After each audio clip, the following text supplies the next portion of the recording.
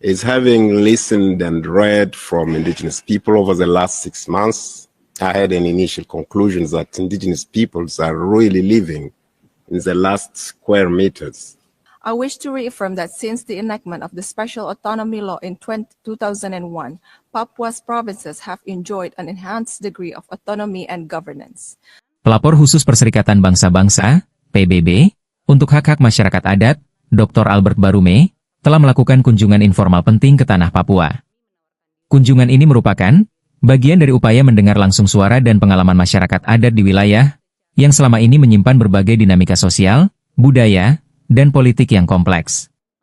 Barume menemui sejumlah tokoh adat, perwakilan komunitas lokal, serta lembaga-lembaga masyarakat sipil di berbagai titik di Papua.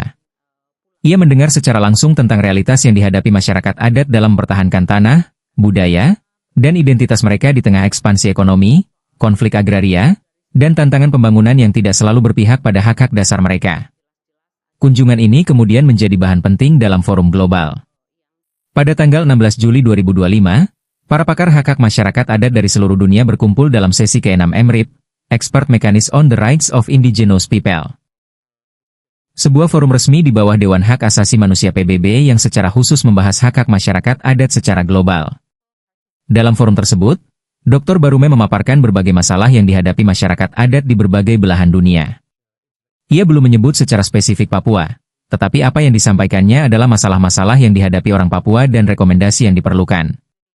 Ia menekankan pentingnya pendekatan berbasis hak asasi manusia, keterlibatan aktif komunitas adat dalam proses pengambilan keputusan, serta perlindungan terhadap tanah adat, yang menjadi sumber kehidupan dan identitas budaya masyarakat adat. Wakil Pemerintah Indonesia menyampaikan pandangan resmi terkait langkah-langkah yang telah dilakukan untuk menangani persoalan masyarakat adat di Papua. Pemerintah Indonesia menyampaikan kebijakan-kebijakan afirmatif, pembangunan berbasis wilayah adat, serta otonomi khusus bagi Papua. Pertemuan MRIP ke-6 ini menjadi momentum penting untuk memperkuat komitmen internasional dalam menjamin perlindungan dan penghormatan terhadap masyarakat adat, termasuk di tanah Papua.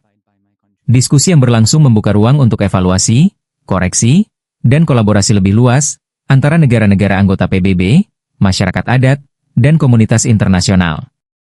Berikut pernyataan lengkap dari Dr. Albert Barume dan perwakilan Indonesia dalam forum tersebut. Thank you, Mr. Chair.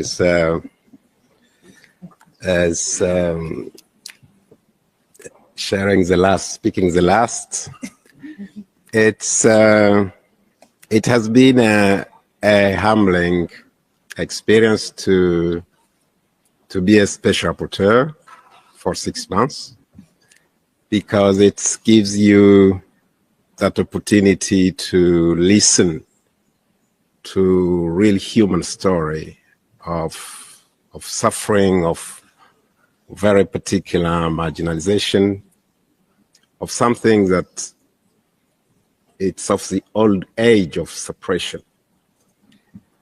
I just want to make 2 concluding points, and one the first one I've already said it, is having listened and read from indigenous people over the last 6 months, I had an initial conclusion that indigenous peoples are really living in the last square meters of the land, because they kept pushing back for centuries, and now there is no more space to push back to.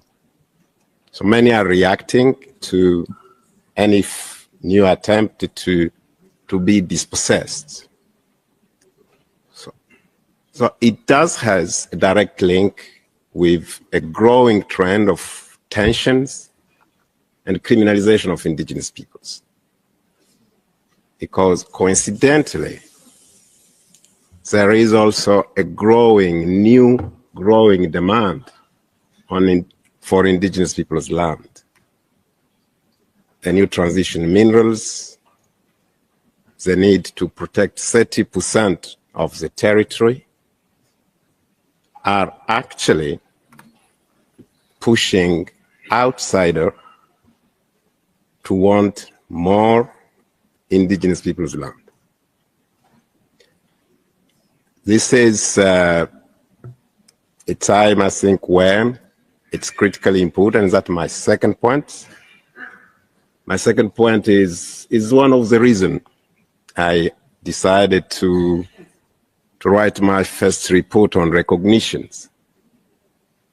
On recognition because state cannot protect or deliver on right that they don't actually recognize. And across Asia, as a continent, across Africa, many states are in a state of denial that indigenous people's rights do not depend on domestic legislation.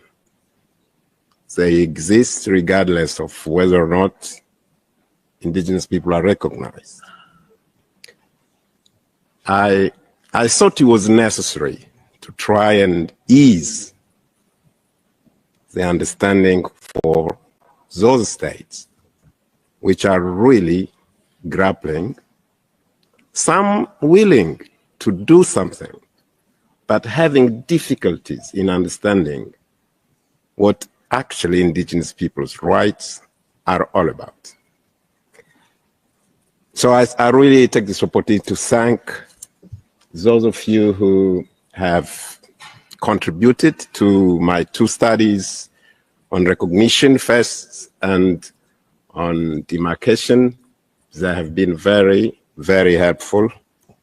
And I look forward to interacting more with all of you and engaging more with indigenous peoples, states, private sector, and other stakeholders. Thank you, Mr. Of Papua, for example, around 70% eligible voters have casted their votes at the election. I wish to reaffirm that since the enactment of the Special Autonomy Law in 2001, Papua's provinces have enjoyed an enhanced degree of autonomy and governance. This legal framework provides a strong basis for the promotion of Papuan welfare and rights, including affirmative action for Orang Asli Papua. Under this special autonomy, Indonesia continues to implement comprehensive development initiatives focused on education, healthcare, infrastructure, sustainable development, and cultural preservation with the active involvement of local communities. I thank you.